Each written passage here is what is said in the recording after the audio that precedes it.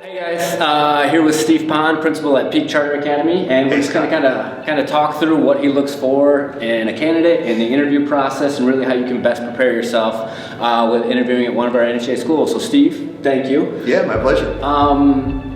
Now, I've been through a number of interviews. They're never a good time. Nobody likes interviewing. Being that you're on the other side of the table interviewing somebody, what are you looking for in a candidate that sits in your office? Well, you mentioned that, and it's funny because we want our interview to be a good time. We want our candidates to feel comfortable. We know there might be some anxiety or some nerves about applying for a job, coming to a school, talking to folks in the service center before you come to the school and not really knowing what to say. But when we have folks come out, we want it to be kind of a holistic experience and an exploration of you as a teacher or a new teacher, and seeing not only do you fit with us, but what can you bring to improve us? So when you say, if you can fit with us, what does that mean? Because we've all been through interviews where you're researching the company, you're researching the school, you want to make sure you have all your keywords right, your talking points right. But Steve Pond, principal at NHA school, what does the right fit look like to you? The real fit comes from that passion and enthusiasm. We want to know, are you coming to us because it's a job, or are you coming to us for a specific reason? Even across NHA with 99 other schools besides Peak, there are lots of opportunities out there, in addition to the fact that we're in the 14th largest school district in the country.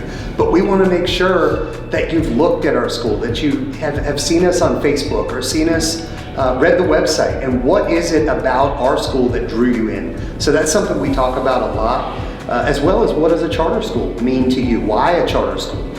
Just to see, is somebody just sticking resumes out wherever they can, or are they really truly interested in joining our family at Peak?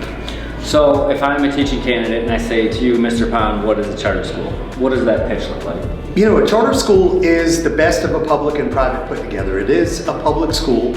In North Carolina, we report to the Department of Public Instruction just like the districts do, but there's a much shorter distance between us and them. So there's a lot higher level of accountability and responsibility for us as a public school, but I love it because it allows the community building of a private school. It allows some of the autonomy and flexibility that we have as a school, rather than what they do in the district where everything is so systematic. Do you find candidates like that setup of a charter school compared to a traditional public school? We found a lot of them do. A lot of the candidates we get are leaving the traditional public school system because it's become so autonomous, because it's been such a focus on direct instruction, pre-printed worksheets, workbooks. You have to be on script every single minute of every single day. And while we do have amazing curriculum instruction teams that create wonderful resources for us, we also want to bring that heart and that community feel into things. And by being a school of choice, which charter schools are, we know we already have the commitment and the buy-in of the parent, so we want to have our teachers' commitment and buy-in mirror and reflect that. Okay, let's say teaching candidate, NHA school strikes me as somewhere I think I want to go. I like the charter school model. I come across a job posting at your school. What am I expecting from an interview process? Do you guys do a mock lesson? We do. We're going to start with following up with our colleagues here at the NHA Service Center. We want to know what they thought. They're going to send all your information to us. We're going to set up a time to meet with you, and there might even be a phone conversation as we call to set something up with you, or that'll happen when you come in. We have some kind of standard questions, and then we riff off of those with things we want to know about you, or maybe some of the answers that you give us. We really want it to be conversational like you and I are right now.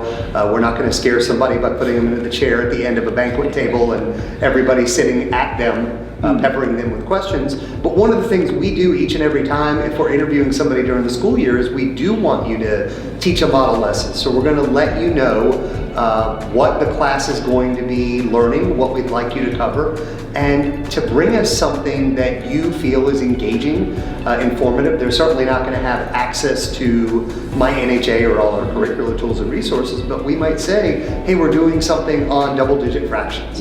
Can you plan something for about 10 to 15 minutes on double-digit fractions? So in this 10 to 15 minutes of double-digit fractions or a specific topic that they want to speak on, are you looking for specific points in this model lesson that says that's somebody that gets it, that's somebody that has the passion and enthusiasm that we're looking for? The biggest thing that we look for is the culture that they build within the classroom. And it's very hard to do that in a 10 or 15 minute, but are they teaching like during the pandemic when you're on a virtual screen and all you see is somebody's face, or are they actually engaging with scholars?